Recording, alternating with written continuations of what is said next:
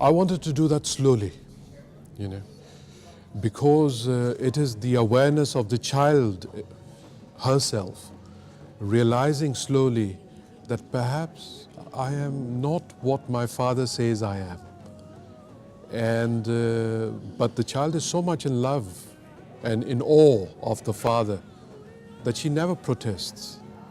If the father says, "You are a boy," she loves him so much that she wants to become a boy, even if she knows that actually she's not. So I wanted that child's awareness of realizing that I'm something else.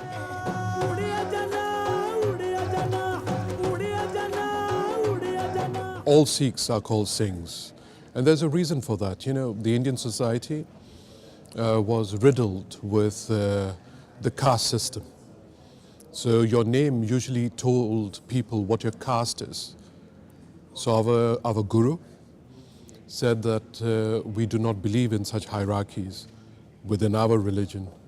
So we'll call everyone Singh, and everyone is equal, men as well as women. The separation was a theme in your last film, in your in both my films. In both your films. Yes. And we were talking about this and the spread of spreading of Sikhs, the diaspora of Sikhs. We are talking about what impact the partition had on people becoming suddenly refugees. It really happened from one day to the other, in a way of speaking, because people woke up one day to find that their home was no longer their home, their land was no longer their land, and their country was no longer their country. And suddenly there was India and there was Pakistan, and those who were non-Muslims had to leave Pakistan, come to India. Muslims who chose to go to Pakistan would then have to travel there. And people were lost, because even if they went into these new countries on religious basis, they still had no homes. My grandfather is one of these refugees, and he realized that he had lost everything suddenly in one stroke of a pen. And for some reasons, also because I think we had some relatives in Africa at that time, he actually decided to take his family to Dar es Salaam, to Tanzania, where my father grew up from the age of 3, and where I was born in East Africa. So all kinds of Indians actually traveled to different parts of the world, not only the Sikhs. और कितनी बार मैं शराबिया किस्सा भोगांगा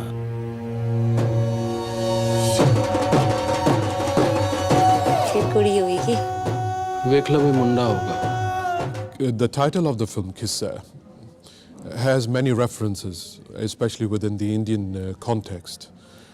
One, it simply means folk tale, or a legend, or a fable, or even a fairy tale. But within the Indian context, especially in the Punjab, where the film is based, it carries the idea of a love legend.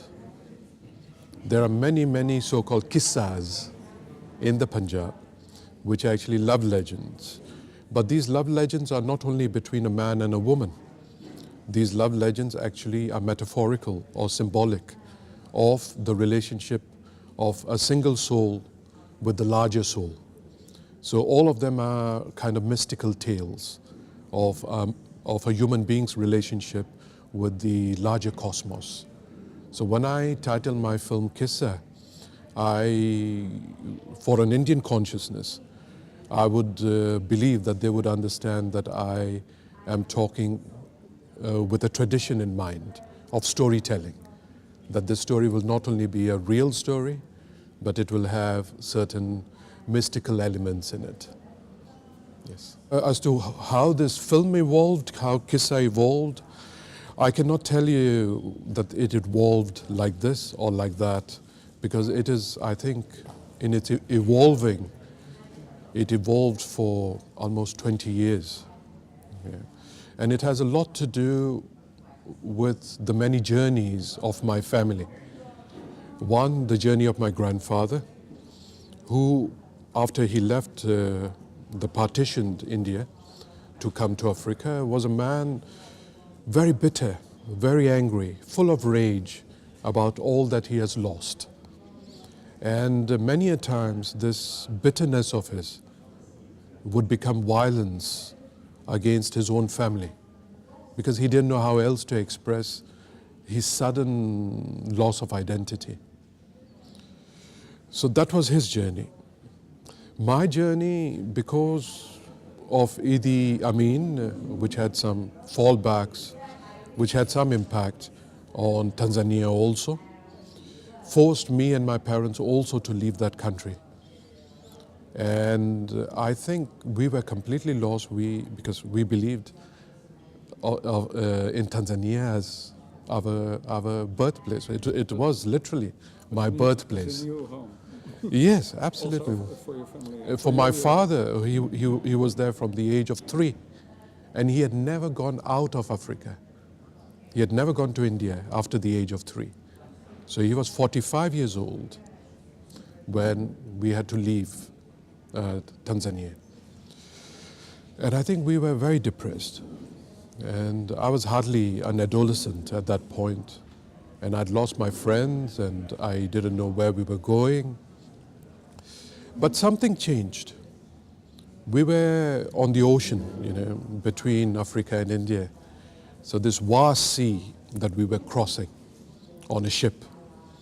And I think on the 3rd night, they put up a screen on the deck of the ship, and they showed a film. And here, suddenly, between a boundless sky and an infinite sea underneath, there was this film playing in the middle of the cosmos. And suddenly all my depression disappeared. And I thought to myself that if I can remember this, of cinema pulsing in the cosmos, then I will never feel homeless. This is my home. So my journey was a journey of affirmation, of receiving something from the world. And I think these two journeys, the journey of my grandfather, which was bitter, angry, and violent, and my journey, which is a journey of affirmation, you will see in the film that the bitterness and the rage and the violence is of the father in my film, the character of the father, who is based on my grandfather. And the affirmation, the support, the compassion, the sharing is with the women. So I try and bring both the aspects of the journey together in Qissa. पापा जी हाँ पुत्र कौन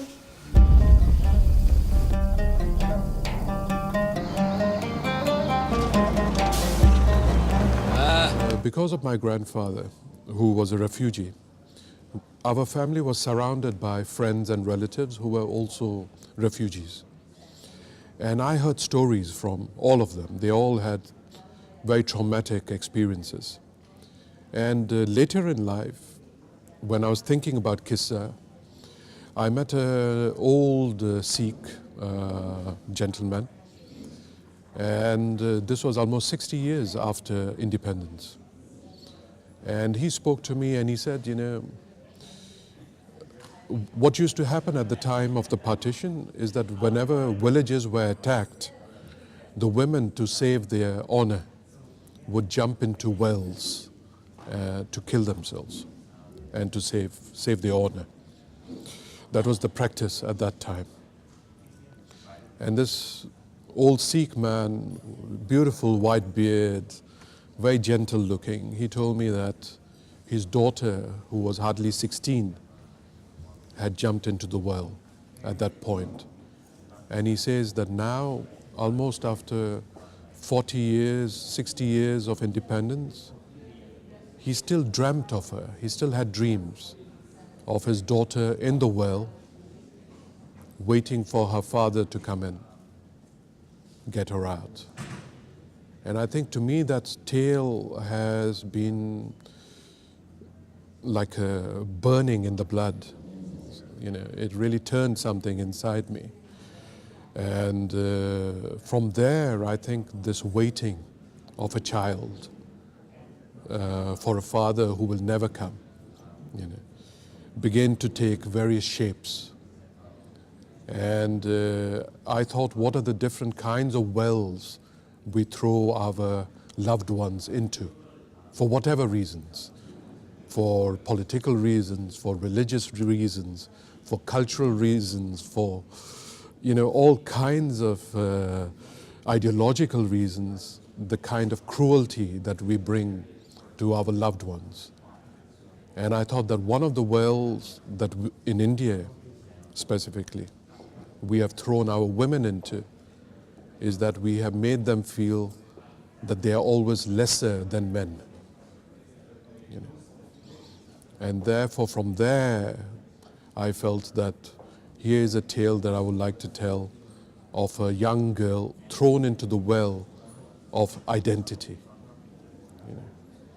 And therefore you will see many images in the film also. The well plays quite an important part.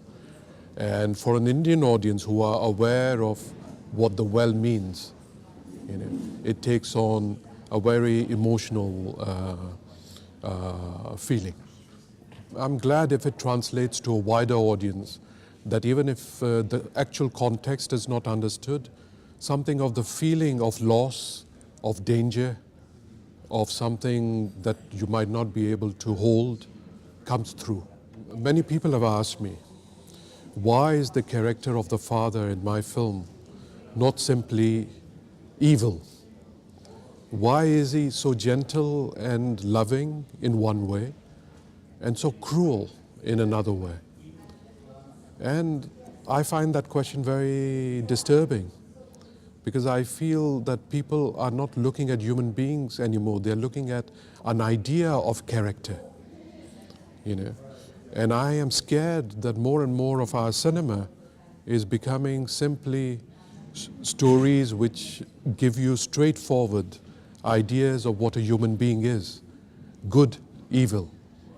Bad, not so bad, Man, woman. So the very idea that a film should actually be fighting against, the idea of defining, the idea of saying this is like this.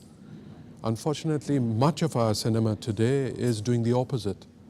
It is just labeling things for simple pleasure of having an unquestioning entertainment. My attempt in my film, it's not an attempt, it is my belief. And that is why I make films. My belief that art, in any sense of the word, even in our conversation here today, it is to help us see our possibilities as human beings. I cannot define you by the questions you ask me. Just like even though I answer you, this is not all that I am. I am much more. In the same way, in my film, I would like to present that my characters are actually much more. As all human beings, they're much more complex.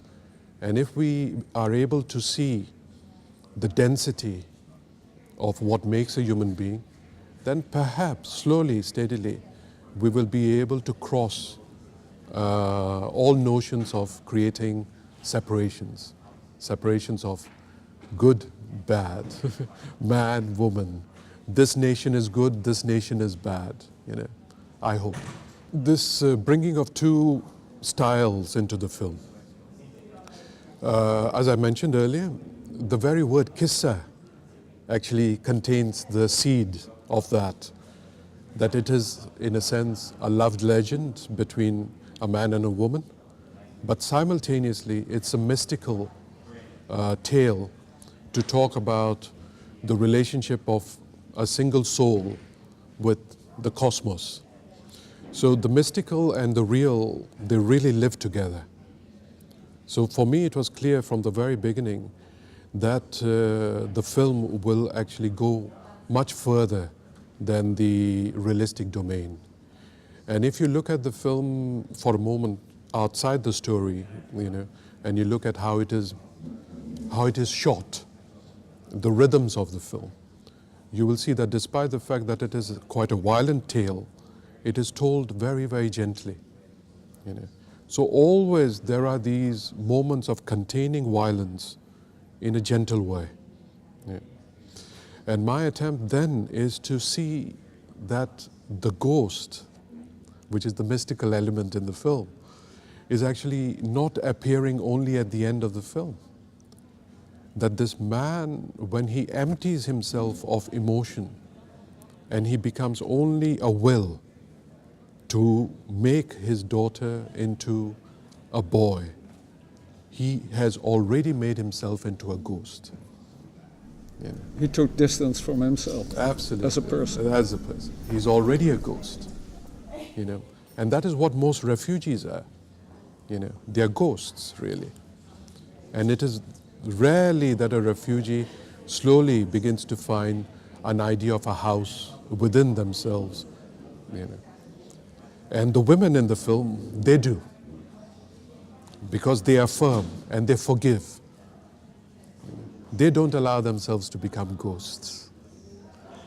But the man, he has made himself into a ghost.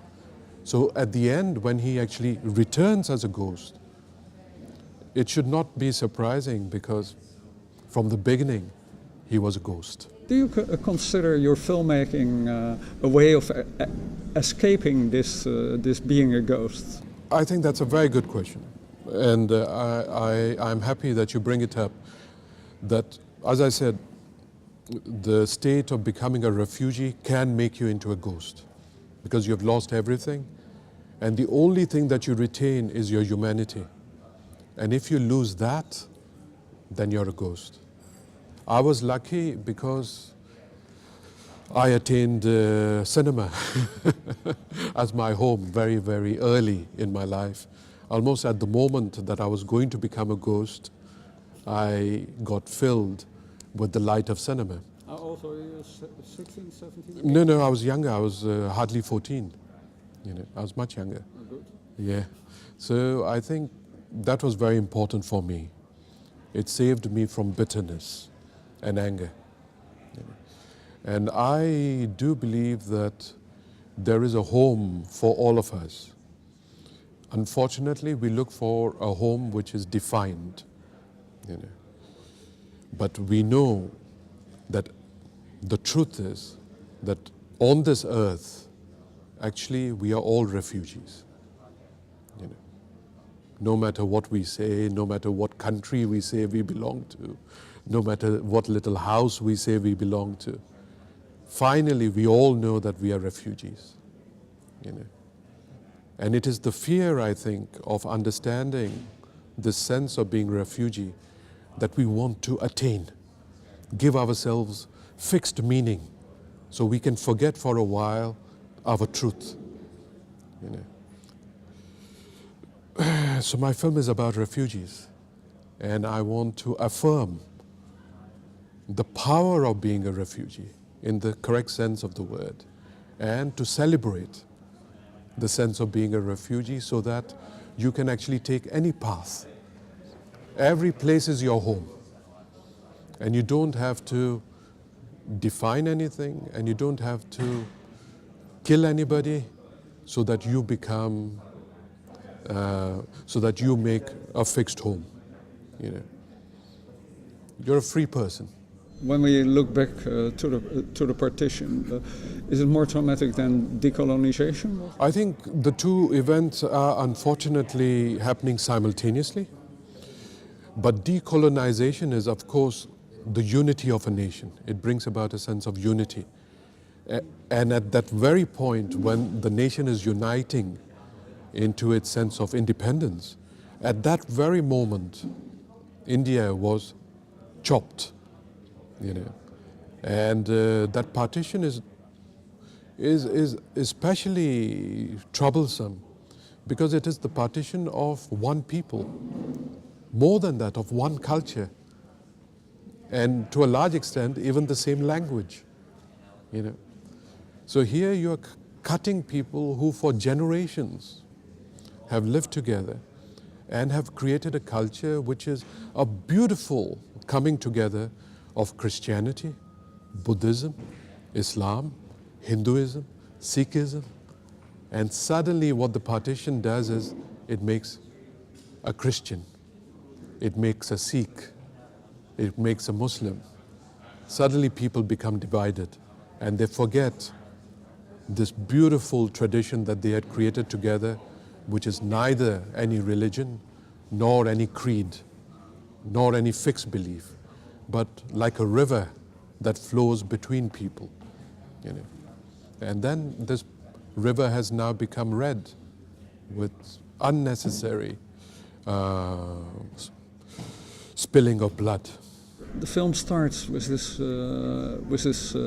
image of the father looking over this river landscape, this delta landscape. Yes. Can you tell me more about this landscape? It is the Indus basin.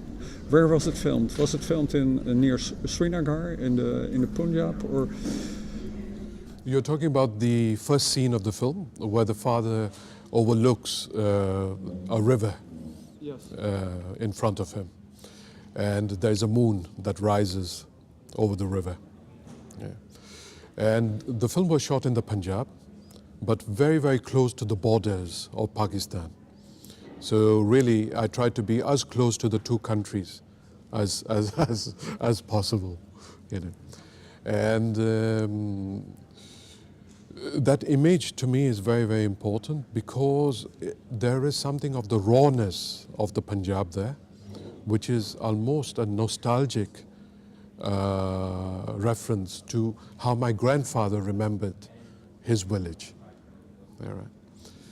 But there's more than that, because it is rivers that create unities and partitions between both the countries. There are rivers that go into Pakistan, there are rivers that come from Pakistan, and there are rivers that are blocked, you know. And to me, to begin a film with the river is to talk about flow, is to talk about exchange, you know, and is to talk about what we have lost, you know. Not that we have lost land or we have lost a home, but what we have really lost is the beauty and the flow and the exchange that the river always allowed us as a culture. That to me is the importance of beginning the film with that kind of a landscape. I'm sorry for using this word, but let's use the word vision, you know. And vision is nothing but your experience of life and how you would want to live your life. I want to live my life, as my film is trying to show, both my films, fully, completely, without any separations, you know. And therefore, I do not believe in the idea of genres, you know. I think these are very good commercial entities that they help people to say, all right, today I feel like seeing a comedy. Today I feel like seeing an action film. Today I feel like a popcorn. Today I feel like a hamburger. All right. But once in a while you can have a meal where you have a range of cuisine. All right. Why not?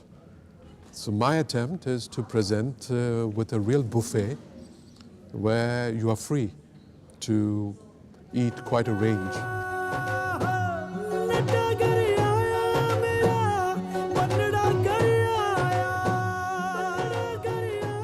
In terms of how we managed to get a range actually of nations, of people together into the making of this film. Indeed, ZDF too, ZDF Arte, is an interesting tale. I'll try and tell it to you very briefly. That when I wrote the first draft of the script, I was looking for financing in India, in Bombay. You know, I went knocking at doors and no door would open. You live in Switzerland? Now I do. Now, for the last 12 years, I've been living in Switzerland. When we shifted from Africa, we came to Bombay. I lived in Bombay for about 8 years. You know. Then with my parents, we shifted again to the UK, which is where my parents live now and where I lived for more than 25 years. And then, due to certain circumstances, I shifted to Geneva, which is where I live now. Okay, so that is the travel. But when I was in the UK, I went back to India to study at the Film and Television Institute of Pune, because I knew that my teacher, whom I consider my teacher, Ritik Ghatak, used to teach there before he died. You know. So I wanted to go to an institution where his ways of teaching were still alive. So I studied in the Film Institute in Pune. And therefore, when I finished the first draft of the script, it was in Mumbai, and I went to all kinds of producers who would simply not listen to me, would not open the door, you know. And I was very depressed. I almost lost hope, because this was a story I really wanted to tell. But then I decided I will write another one. So I wrote another script, which I was lucky because it was invited to the SinghAnup here in Rotterdam. And Heimat Film, Bettina Brokemper from Heimat Film and Johannes Rexin, they came to meet me on the new script. But there was something about Bettina Brokemper that made me want to speak to her about Qissa. So I said, we will talk about this new script of mine, but there is something else I want to talk to you about. And over a cup of coffee, I narrated to her Qissa. And she finished her coffee and she said, yes, I want to do this film. And that is how the journey of bringing the funders, the financiers, the producers of the film Qissa started. Without the Yubert Bals Fund, which gave me development money, you know, I would never have come here. And therefore I would never have met Johannes and Bettina. और कितनी बार मैं शराबिया किस्सा भोगांगा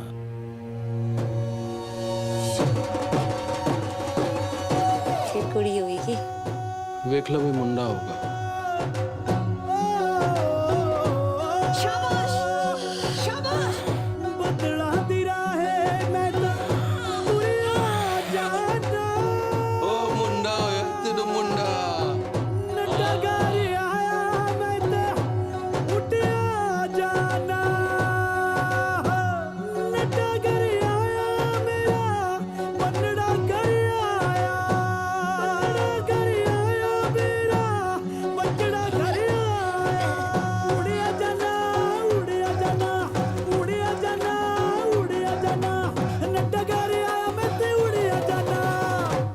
जी हाँ पुत कौन